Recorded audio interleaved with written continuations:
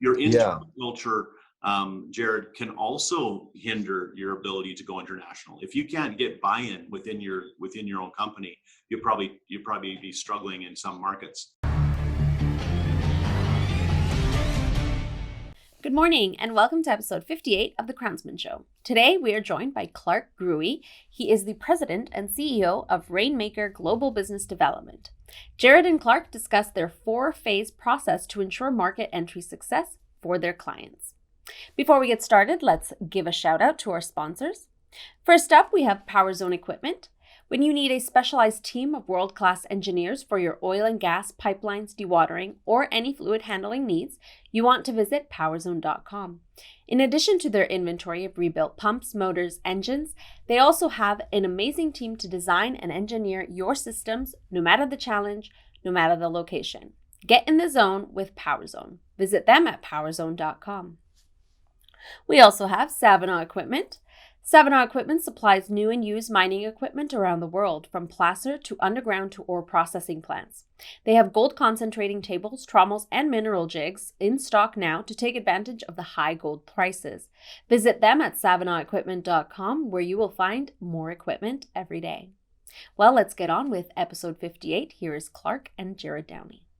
We are back. Hello, everyone. My name is Jerrod Downey, and this is the Crownsmen Show. Today on the show, we have Clark Grue. He is the president and CEO of Rainmaker Global Business Development. Hello, Clark. How are you?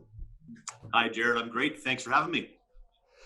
I'm looking forward to the discussion that we're going to have today because I think we've had a couple very timely guests on lately, things like operating remotely, like from a technical standpoint. And then your offering of helping with business development. I don't know if there's a much better time to be on a show like ours, remotely, of course, and helping people deal with not just the challenges, but also the opportunities in today's market. So I want to kick it off. I want to just give that really quick snapshot. We're going to dig into a lot of different elements, but that really quick snapshot of who Rainmaker is. Yeah, thanks, Jerrod. Rainmaker's been around. It started in Calgary in 2007. So we've been around for 13 years, working with international companies or companies that want to go international, maybe look at a new market, expand. And for many of the first 10 years of Rainmaker, a lot of our work was inbound to Canada. A lot of it came into the country. We had companies from all over the world interested in some of the major projects happening here. So we worked with Chinese companies, American companies, European, Middle East, all looking at Canada as a place to do business. We still do that. But what's been remarkable, Jerrod, for us for the past, especially the past year, has been to support Canadian companies really looking to expand beyond our borders. And I think that's the important element of what we're doing today. That'll be fairly interesting, I think, for your audience. There's quite a range of size of company that watches this show, people at different levels of the company. And so there's going to be automatically, the first question is, do I fall within your scope? What's the range, the size of company that you work with? Yeah. And so at the top end, we've dealt with Fortune 500 companies, large European companies, some of the largest Canadian companies. And at the bottom end, if you will, or the smaller end, it's commercial companies. So there's usually have revenue of at least 1 or 2 million. And then our sweet spot, we could go up to about 50 million or so, Jerrod, somewhere in there. Mm-hmm. So that small to mid-sized company is definitely more our sweet spot, as much because that's mostly what's in Canada. There's not a lot of the large ones, but we fit really nicely for those SMEs. Yeah. I need to get these stats to know that I'm going to say them, because I was looking at stats, I think from a few years ago, and yeah, SMEs make up something crazy, like it's over 90% of the businesses. That might have been a BC stat, but across Canada, it's just huge. It's across Canada. You're absolutely right. And I've heard as much as 98%, depending on how you. That's the stat that I heard. Yeah, but I wanted to go conservative. That's numbers of companies as opposed to maybe this how much they contribute to GDP. But still, just purely as far as who employs Canadians, yeah, SMEs are the lion's share of it. And they're the ones that are having to be as nimble as they can be these days to actually, find ways to grow in these markets. So is there, I mean, of course there is, but I just dig into it a little bit more. Is there a real opportunity if you're an operation that's got 20, 30, 40 people, you're in that multi-million-dollar range, but you're not a $100 million company.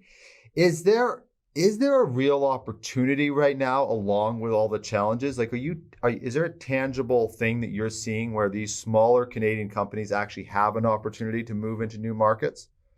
Yeah, and I think it's playing to our strengths, Jerrod. So first off, most of the Canadian companies that I meet with and talk to they usually have some sort of innovative component to them. We don't really build boring companies except when it comes to marketing. We don't seem to market ourselves very well. We come up with some really cool companies, some very cool, innovative, thoughts and ideas, and typically not as many new inventions as much as innovation. We're really good in innovation. Innovation, yeah. And taking something or taking a couple different concepts and mashing them and creating something unique or different or new. That's what Canada's good at. That's what Canadian companies are good at. And I think there's a huge market around the world for that. So that's kind of where I go on that question, Jerrod, is so I'm a company of, whatever size you just mentioned, 25, 30 million, or I've got 50 employees, whatever. And I'm in Canada and I've done great things in Canada. I've innovated something. Is there a market for me somewhere else? Or should I even be thinking about that? It's not yes for everybody. I'm not one to say everybody should go global. You really need to get the market fit right if you're going to be successful globally, and that's the trick to it, if you will. I want to, Clark. I want to go into there's a list of roadblocks that you have. I think they're on your website. I know you certainly provided them to us, and I mean, it was actually a frustrating thing to read, to be honest, because I was like, oh, I could have had that list 10 years ago. That would have I would have had so many things. I just would have went, oh, I need to find out about that. But that's the nature of doing business. But I want to, there's an important thing that I think should be clarified in this. There is actually federal support, even for smaller companies, that support the service that you're providing to the company. Can you talk a little bit about that before we get into the roadblocks? I think it's quite important for the audience to understand. Yeah, for sure, Jerrod. And this is a very interesting time of government support as well. Let's remember that. Like here in Q4 of 2020, we're seeing more government support and programs available to companies than I've ever seen in my career. So we have a unique time here. The one that we really lean into, to be honest, is Can Export. There's a Can Export grant that's a federal government grant, which really helps Canadian companies look at how they would actually grow their exports. So, and exports aren't just a product, right? So we get kind of caught up on, I don't build a product, but services are an export. Tourism is an export. So we got to think about export differently. And then this program supports not just what Rainmaker does for clients, and it helps to cover off fees we would charge to the tune of about 75%. But there's other elements as well of a market entry and development program that this program will help to cover off. So it's a unique opportunity for many Canadian companies. Can you help companies with that too? Because I mean, I've looked at some. I've actually done some proposals. Ironically enough, for Indigenous tourism, I've worked on some of these proposals, and wow, like it's not easy. I mean, it's like Greek, some of it. It's intimidating, right? Yeah. That's exactly the right word. Are you helping not just the stream that's supporting on your fees, but those other streams? Are you assisting companies in that? Yeah, we are. And certainly we're writing Can Export proposals for companies, but not necessarily doing any work apart from that. So we can help with that, but we can also help with the actual market entry work. There's lots of other grant writers out there too that are fantastic, but I definitely highly recommend companies to get help on grant writing. Yeah. Because even if you think you can fill in the boxes, Jerrod, as you know, it's how you write it. It's knowing how the adjudication group is going to receive it. Those are the things that actually get you the money, and that's what grant writers do so well. And there's grants, there's grants. This one is a federal grant. There's other federal grants, and there's provincial grants. There's some great grants in BC right now, and Alberta, and Ontario, and other places. So there's lots out there, and we're out there scouring for all the grants we can find for our clients all the time. So that we see that as part of our strategic approach from our perspective, is to provide as much intelligence on the grants as we can. Yeah, no, I think the word intimidating is probably the best description of because I've looked at the forums and I've worked with them, and I just go, oh, it's a challenge. Yeah, it's you also, I promise I am going to get into these roadblocks because it's really key. But you also, I saw an announcement, I think about a week or two ago, you also named a new VP at Rainmaker. So I kind of wanted to highlight his work as well. Yeah, Casey McMeekin has been with us for 9 years now. So he's been through it all. He's seen it all, which is really how he's risen to the rank of Vice President of Client Services for us. And it's Casey's job to lead the team who not only writes these grants, but then also implements the strategies and works with our global partners, either here in Canada or around the world, to make sure we're delivering. So Casey's been great for Rainmaker. He's been a great leader for us, and we're very excited to give him the title and the responsibility of Vice President. That does come with those titles, doesn't it? Absolutely. These listening, I just want to make sure he hears me say it. Yeah, exactly. Roadblocks, Clark. We could take all 4 of these, probably do our own series with multiple episodes within it. I mean, there are just. So I want to touch on the first one, unions. That is not the first one I expected to be on the list, and it was the first one. And by the time I was done talking to you, I understood why. So can you get into that a little bit? Yeah, and it's an interesting one because quite often you look at a market, you look at different statistics about a market, but how unionized the market is not always evident. Number one. And it's not always talked about. So if you're a company that is going into a certain market that is highly unionized, a certain geographical market that's highly unionized, and you're not aware of that, there's a very good chance that you are going to fail, even if you understand your competitive premise, you understand your potential targets as clients, all those important things, even regulation and government programs.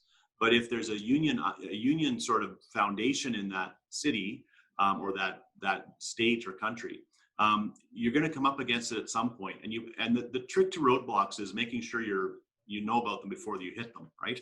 So, yeah. So be aware, be prepared. And unions is an interesting one in certain parts of the world. It's not a major barrier in some places.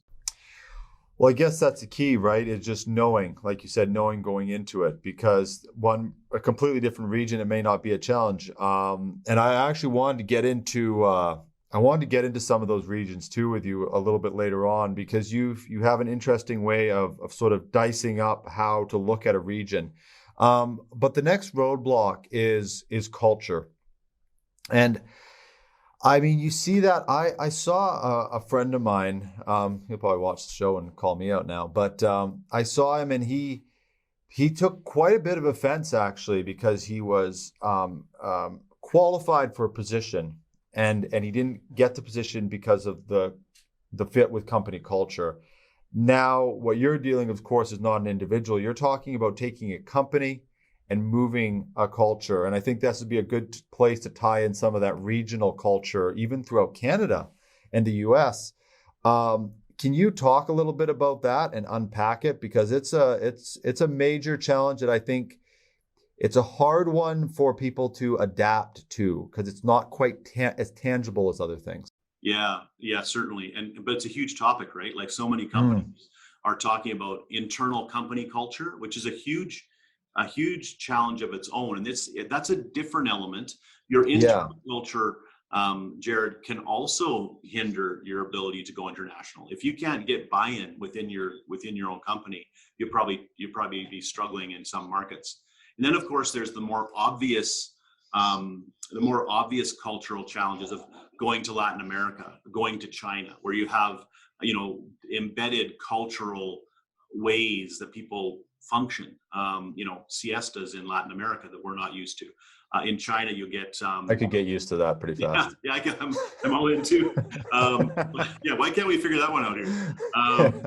But in China is another example of where if you go in without some sort of if you're tone deaf on the culture, you will fail and you won't be successful in those markets. The other one that's I think interesting in North America is, and I don't know, Jerrod, if you've seen the book, The 11 Nations of North America, where it really defines a little bit of our North-South trading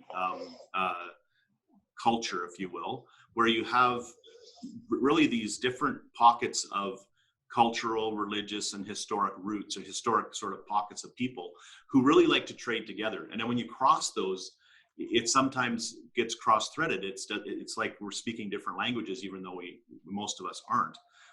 So it's sort of why Canada as well is almost more comfortable trading north-south than east-west in some occasions, apart from our interprovincial trade barriers, which I'm sure you can get a good politician on to talk about that. But they're not as wild to come on these long form shows as you'd think. I wonder why. You should get them on though. That's a major challenge for us in Canada. I tell you, it's easier in many cases to trade with a state, do business in another state than a province, which really is hard to take for me. I don't think that's a great thing for Canada. But but when you start to look at the cultural differences and the cultural challenges, and much like unions as well, Jerrod, they can be barriers. They can also be opportunities. So if played right, you can do very well in these cultures if you have the ability to actually dive into it and engage with it effectively. And that's and I've been making mental notes to myself leading up to this interview, because it is easy to get it kind of tilt towards sort of all the challenges. And I when you were saying about that, getting into a culture, I was thinking I used to have this construction company, and there was a old Italian man that he built a ton of stuff in that city. A ton of stuff and nice places. He was very good at it. And he gave us an opportunity, and him and I essentially ended up, and I was a kid. I was like 19. And we ended up pretty much screaming at each other on the job site. And after that, we were friends. It was good to go, because he needed that. He needed to know that someone could stand up and they were willing to back what they were saying up, that they weren't just going to buckle. And that little understanding gave us so much opportunity. And that is, how do you approach? You go to somewhere like China where the culture is so different, even the way that they communicate and maybe even a custom in a business meeting. My example is just almost this silly little thing that happened. But on a large scale, how do you talk to a company when you're trying to get them to adapt or to hold firm on their culture, all these things? How do you sort of approach that? Well, it's a great question, Jerrod, and the way I answer it is this: it's all about building trust. So at the end of the day, that's what you did with that particular Italian gentleman, is you built his trust, because now he felt like he knew who you were enough to be able to trust you. And that's really business, the same thing. Whether we're in Mexico or Colombia or China or Europe, it's still and even the US. There's cultural norms that are basically there in business to develop trust or lose trust, actually, hurt the trust relationship. And my example from China was quite a trip, actually, in 2000. I can't remember what year it was now. I'm forgetting. I think 2010. Over there to talk to a manufacturer of heavy equipment, and I was with the chairman. We were at dinner. We were eating and drinking. It was great. Food was amazing. Service was great. Everything was fantastic at this beautiful table. And we were trying to, consummate our deal going forward to bring them to Canada and to bring the product into Canada. And we had done a little bit of drinking, so I hope I can talk about this on your show. This is coffee in the cup, I promise. Okay, sure. So they would come around and they would say "Gambé," and you would shoot whatever's in front of you. Yeah. Usually in shot glasses, it was fine. But near the end of the night, the chairman there sitting beside me, he has the server pour full glasses of red wine for us, right to the rim. And after a lot of food, a lot of other things. And he says Gambay, and I'm going, you've got to be kidding me! You're going to shoot me. Anyway, I can't drink red wine anymore, Jerrod.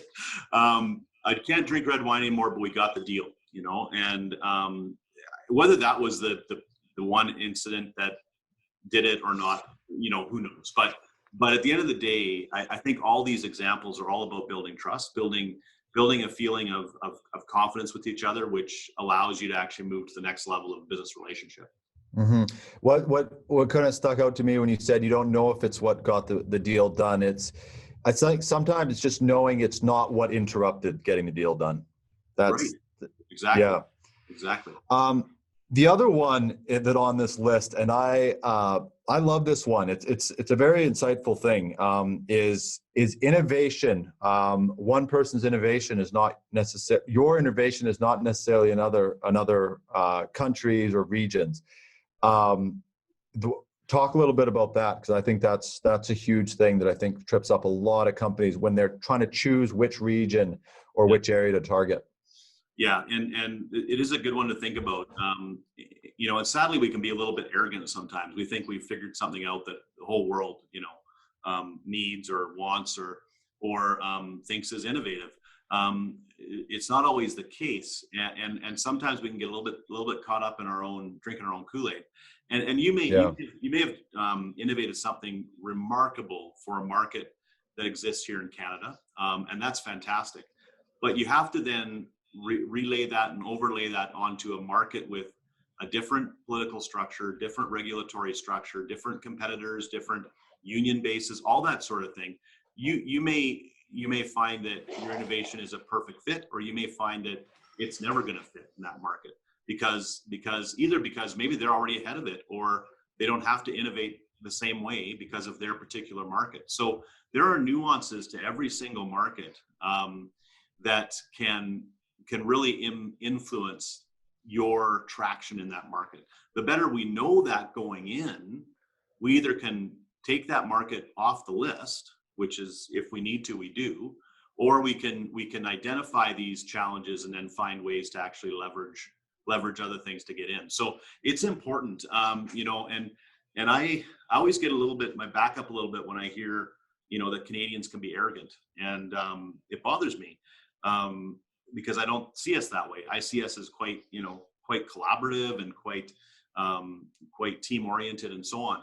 But we can often come across, probably because we're not good marketers, that we know it all and that we're there to show them how to do it. And that doesn't always play well, Jerrod. So you got to be careful with that stuff. At the same time, innovation is the opportunity. So it's not that we don't want to take innovation and go international, like I said earlier. It's a matter of making sure it fits the market we're going to. It goes back to if you run into a really good salesperson, which I'm certainly not, but I've seen some really good ones at work, and they will ask you a series of questions before they give you any information. And I think that's something when you're I'm sure you've seen it. I don't know how many times I've gone to another country and you look and go, oh, they do it that way. That makes so much more sense. Yeah. If someone had shown that to me in Canada, I would have went, let's take this to market. The whole world will love this. Right. Totally.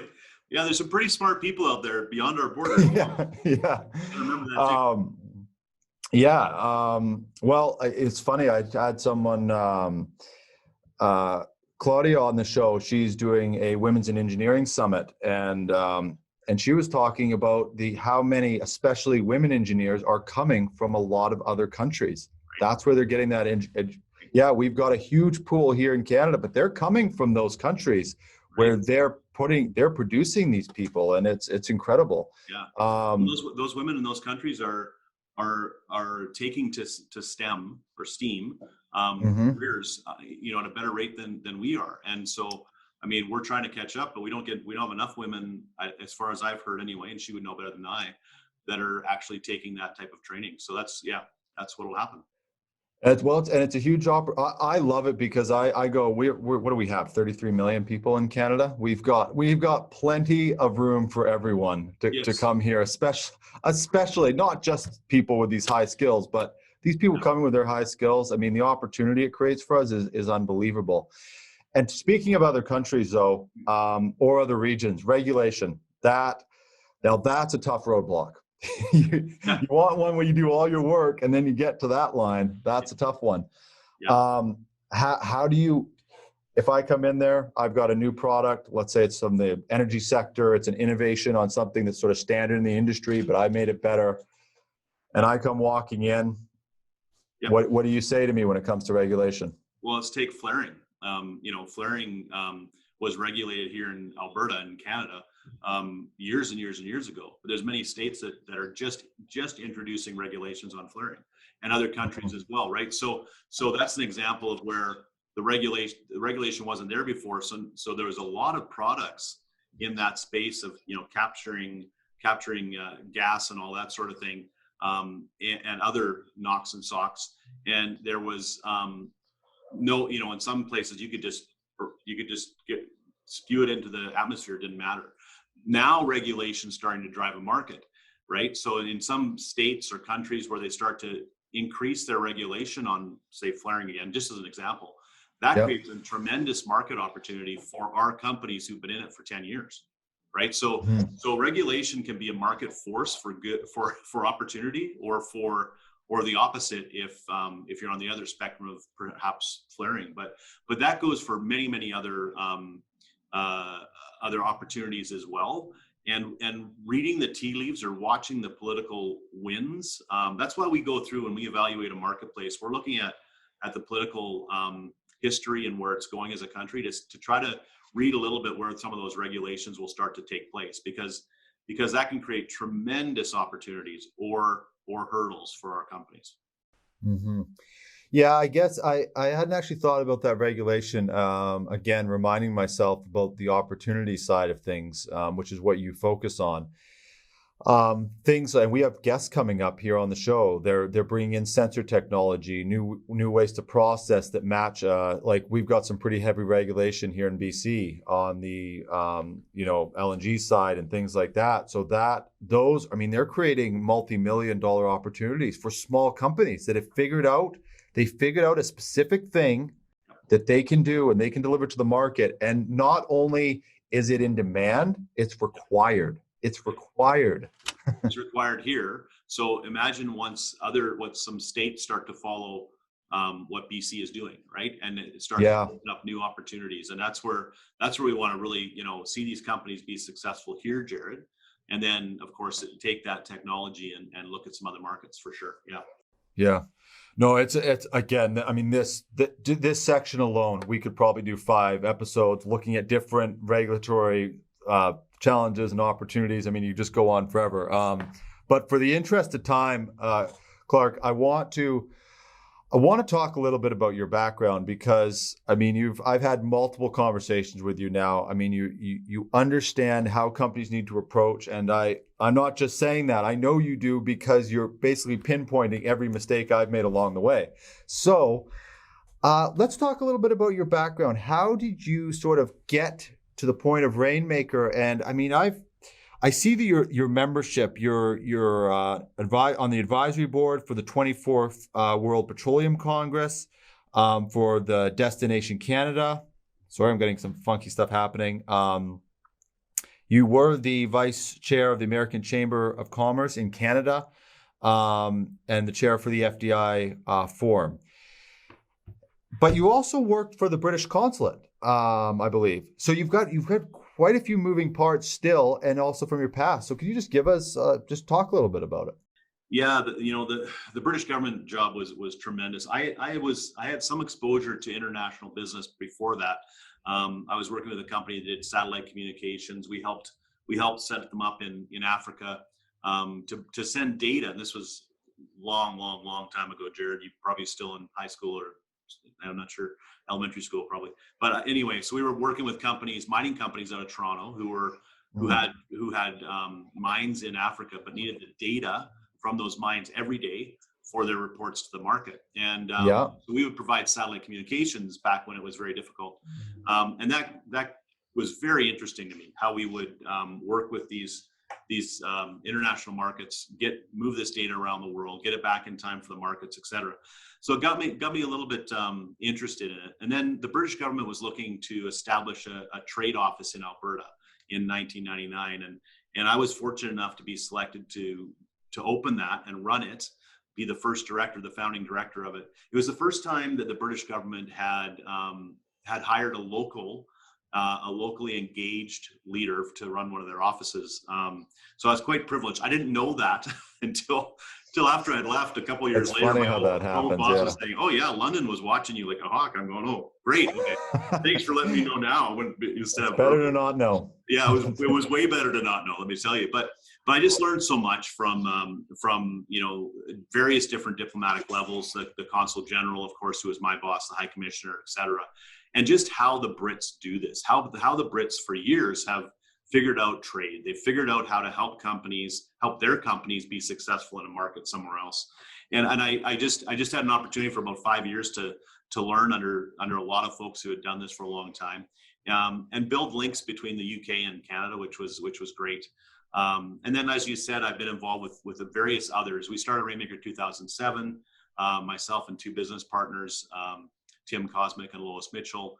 And then I've been involved on a volunteer level, which I really believe in volunteering. I just believe, just from a passion point of view of giving back, but also it just connects you with so many great people around the country, around the world.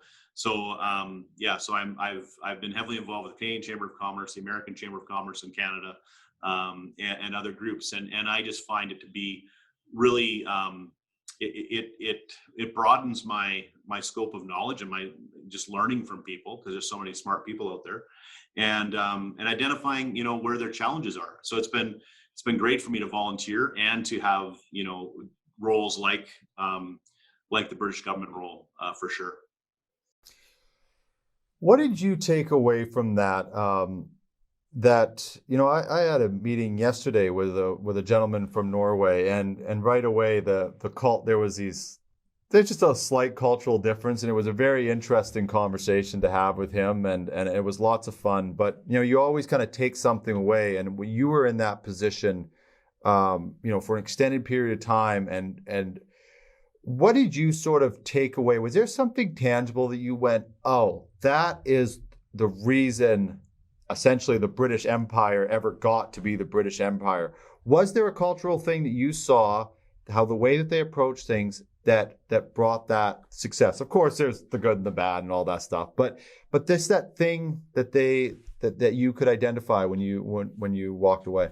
Yeah, Jerrod, that's a great question, and I learned so many things about how trade works, and you get indoctrinated into trade agreements and what all that means and negotiation of them, which the Brits did very well and continue to do well. And Canada, to be honest, has done very well with as well. I have to give our leadership credit for that. We've got some great trade agreements that facilitate opportunity. But then the thing that really sticks out to me is the Brits were just a lot better at marketing themselves. Like they just were bold enough. They were maybe slightly arrogant, but certainly bold enough to go out and as companies stand in the new market and say, "Hey, this is what I can do for you, and I'm confident I can deliver a world-class product." And that's sort of the aha for me. It's like these guys really have not just figured out how to engineer things, but also then to take them to the world and to demonstrate to the world, if you will, that this is an innovation, as we spoke about earlier. This is not just another some lipstick or paint on something. This is a real innovation, and this is why. And being able to put that story together, and the Brits are great storytellers, so maybe that's part of it. But there's a capability there, and the Americans have it too, for going out and telling their story in such a way that intrigues the market or intrigues a buyer to wanting to use it. Yeah, it's Canadians have a simmering tone to them. It's like there's plenty of energy there, but it's just it's all sort of boxed in, and And it's, yeah, and you see it, yeah, when you go to different events, if you go to US events and stuff like that, you will just see that it's almost like they're waiting to tell you, and it's genuine. It's not like this fake version. They're like they've got something that they've got to show you, and there's that energy there. That, yeah, it maybe can be a little bit off-putting at times, but when you're also looking for something, you want someone to be excited about it. So if you're the right customer, it works. Right. Totally. And it can be a bit much, like you say, Jerrod. It can come off a bit much, but actually, it's right to the point. It's bold enough to say, this is what I'm here to talk to you about. We don't need to spend 3 weeks getting to know each other before I tell you why I want to get to know you. And they're okay with that. And I'm not saying that Canadianism is bad or wrong or not the way we should, be as a culture. But like, take hockey. Like, we're good at hockey, and that's all about, hey, I'm coming at you, man. And so I'm not holding back. I'm not the nice hockey players like me who would give up the puck. They're not the guys playing in. Come on, So there's that. It's that tenacity. It's that drive. It's that I really respect from a lot of other cultures, but certainly the Brits and the Americans for sure. Yeah, no, it's an interesting conversation, and I will say, to close off that section, when you find a Canadian to do business with that has the Canadian politeness, but that assertiveness, those people, man, are they good to do business with. But they're hard to find. I mean, they're hard to find anywhere, though. Those are rare people, but they're worth looking for. That's for sure. 100%. I want to, as we're kind of coming to the close of this, Clark, I want to talk about, you had another nice thing on your website with market analysis, and I want to run through those. I think it's one of those things, I don't think we need to unpack it fully, but I just want you to run through them. And then, of course, people that, need that services can reach out to you. But those 5 Ds, I think they're important. I kind of wanted to make sure we got those covered in the episode. So could you just kind of walk through them, starting with design? Yeah, for sure. And we try to make it as simple to understand what we do, Jerrod, as we can with our clients, because this whole idea of new market entry or business development in a new market is a bit of an anomaly for people to get their head wrapped around. But under market analysis, the way we approach it is with the 5 Ds. So we look at design, like we look at the design of how we're going to enter the market. So when we start out with a client, we're discovering how we might design a market entry strategy, right? So it's important to have that frame with everything we do. And then, of course, the next one is data, and getting the right data, the right mix of data. We have a number of databases that we subscribe to, so we can collate information and bring it together in an effective way for our clients. And it's really, really important we get that right. The next one is direct contact, and so it's fine to study a market. And I always tell the CEOs, I typically am selling to the CEOs, and I say, listen, if you're looking for a nice MBA report, just a nice pretty report you can put on the shelf, I'd rather you went to an MBA school and got them to do it, because we see there's huge value in it, huge value. But the direct contact of actually trying to connect the company with the market is really a critical part of it. So we're not just going to do a data collection and a nice report. The other one is, of course, de-risking. So we've got design, data, direct contact, and de-risking. And de-risking is our job. The way we see our job is to make sure we identify every barrier that might cause a problem. So as we talked about earlier, Jerrod, we don't want our companies to be surprised by a market. We want them to be really aware going in. So we're going to de-risk it from that perspective. We're going to de-risk it from a cost perspective. So we do everything we can to reduce the costs of a market entry or market analysis. So whether that's through government grants or it's through how we might suggest you enter the market. There may be inexpensive ways to do it, as opposed to, say, buying a company for $10 million. You're in the market, then you're in trouble. And then, of course, our deliverables is the last D. And our team is always focused on what are the deliverables that the client wants from this market. When you really think about it, when you go back to the beginning, why are you considering this market? Is it because they got nice beaches and you want to travel down there 3 or 4 times a year? Okay. I don't recommend that strategy, but if that's what you want to do. You get people saying stuff like that, don't you? Absolutely. 100%. 100%. Great beaches down in St. Lucia. We should go there. Okay. Well, let's figure out if there's any sort of market whatsoever for you. But anyway, Funny. it's all fine. It's great. And I get it. I love to travel with my wife too. So, Yeah. but really understanding, okay, we're looking at this market. Why? We're looking at maybe for a technology play to learn from the market. Maybe we're looking at from a pure sales play and we want to just get our revenues up. So understanding those deliverables so we're clear going in is really important. So those are the 5 Ds that we stay focused on, Jerrod. Yeah, I think, what do you see with right now, what's happening, everything being shut down, and we touched on it a little bit at the beginning.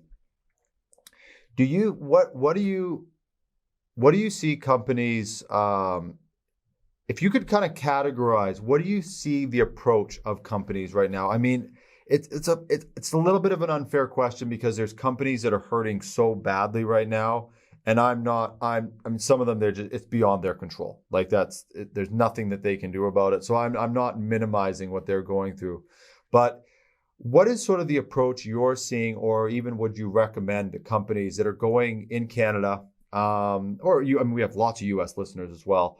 How are you kind of encouraging them to approach when such a major shift in basically global business right now? Yeah, it is a huge question. We've got 2 more hours. Okay, good. So it's a great question though, because a lot of people are asking right now, well, what's the world going to look like in 2021 and 2022? Where is the puck going to be? Where's it going?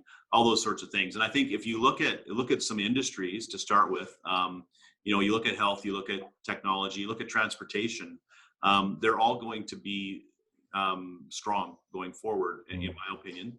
So if you have something that includes that, you're probably, you want to lean into that a little bit, I think, going forward. But there's a lot of companies don't have that, right? Some companies don't have that opportunity, and they're looking at maybe a shrinking industry, and that's when you have to think about innovating what you do, how you do it. And that's where I think, when you look at yourself in your value chain, like look at the value chain that you reside in. Every company resides somewhere in a value chain. You mean something to somebody because, and you start looking up and down the value chain.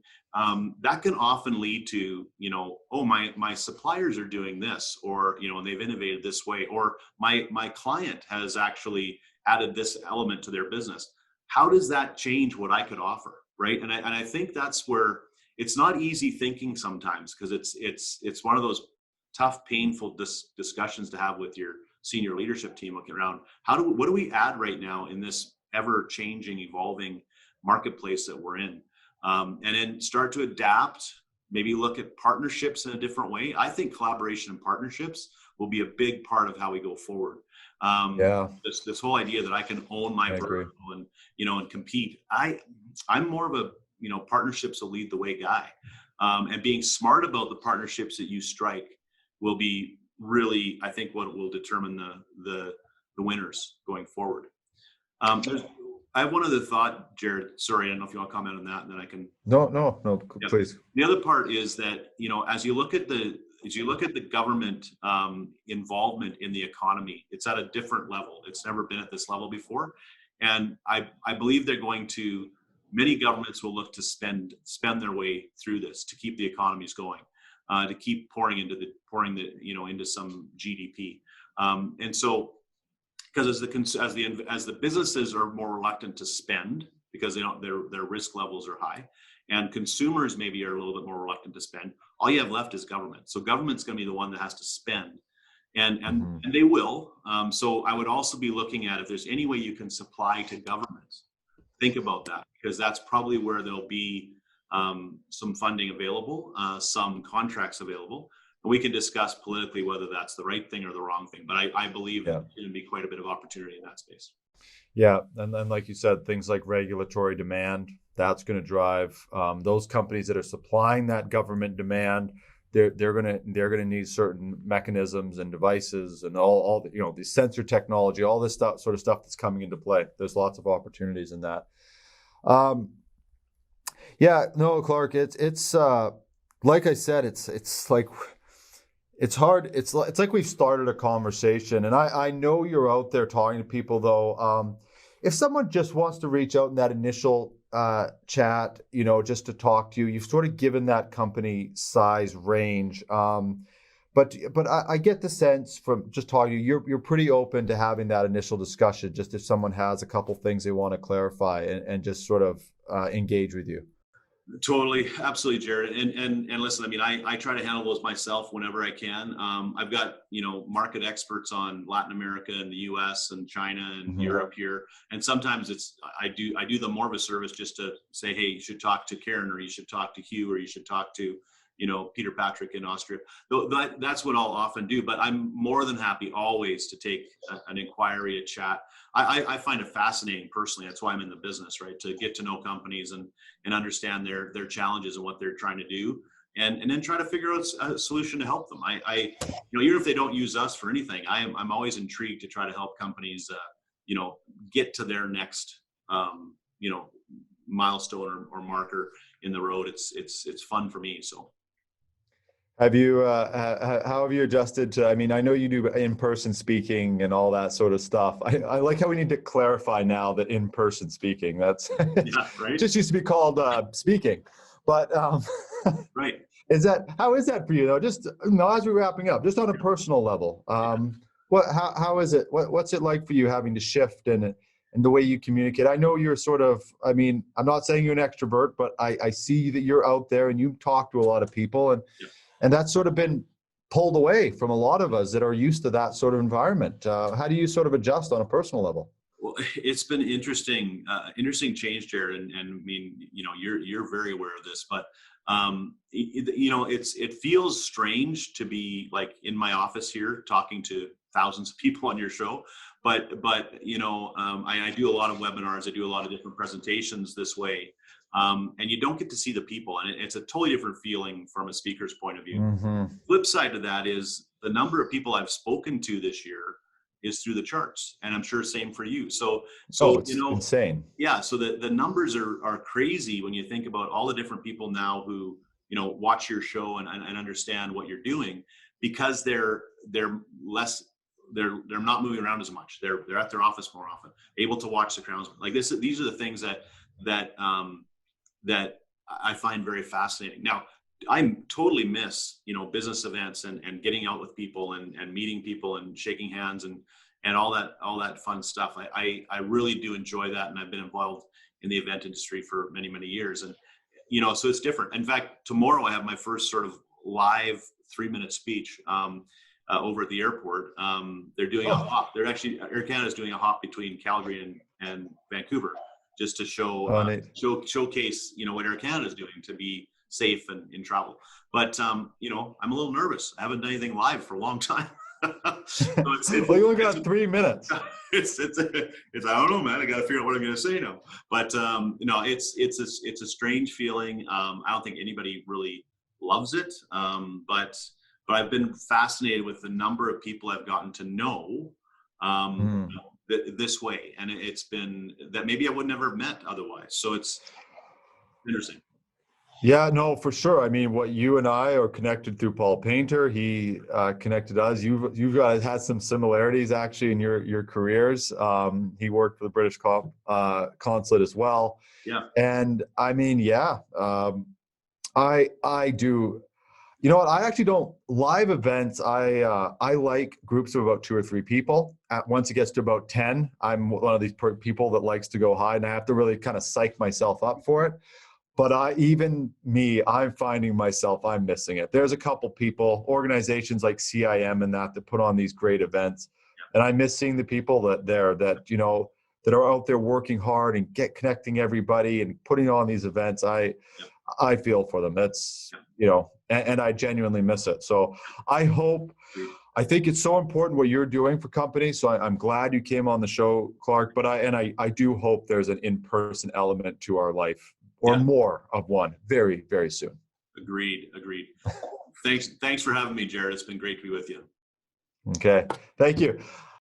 Thank you everybody for watching the show. This is like for me, because I know the value of what Rainmaker is doing, it feels more like a 30-second interview.